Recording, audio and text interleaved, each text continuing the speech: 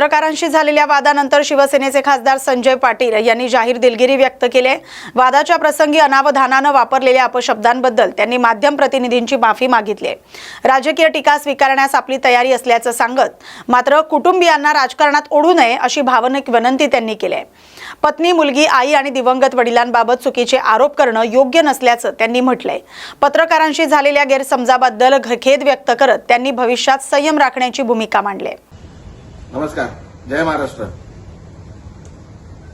जो प्रकार माझ्यात आणि पत्रकारांमध्ये हा झालेला आहे त्याच्यासाठी मी मनापासून दिलगिरी व्यक्त करतो आणि हा प्रकार का घडला हे जरा आपल्याला सांगू इच्छितो।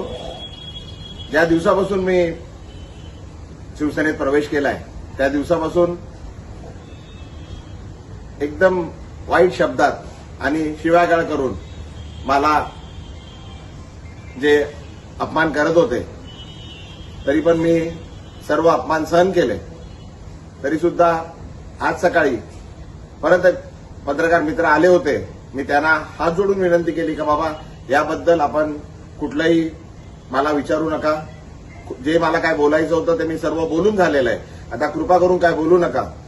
मी हात जोडून त्यांना विनंती केली। वारंवार मी सांगत आलेलो आहे का बाबा हे सर्व प्रकार हा माझा आहे। मला आपण जे शिव्या देतात आहे ठीक आहे, पण माझ्या परिवाराला, माझ्या मुलीला, माझ्या पत्नीला, माझ्या वडिलांना, माझ्या परिवाराला आपण जे वाईट बोलताय, शिव्या देतात आहे त्यापासून त्यांना जरा लांब ठेवा असं मी त्यांना वारंवार विनंती करत आलोय। तरी सुद्धा आज सकाळी पण पुन्हा एकदा माझ्या पत्नीबद्दल, माझ्या वडिलांबद्दल वाईट शब्द, वाईट गोष्टी सांगण्यात आल्या, खोट्या गोष्टी सांगण्यात आल्या आणि तरी ते पत्रकार त्याच गोष्टी परत विचारण्याकरता आल्या।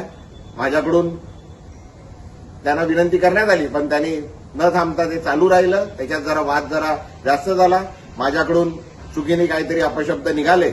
मी त्याकरता पुन्हा एकदा त्या पत्रकारांची आणि पूर्ण पत्रकार समूहाची मनापासून दिलगिरी व्यक्त करतो आणि हे का होतंय हे मी आपल्याला सांगितलंय।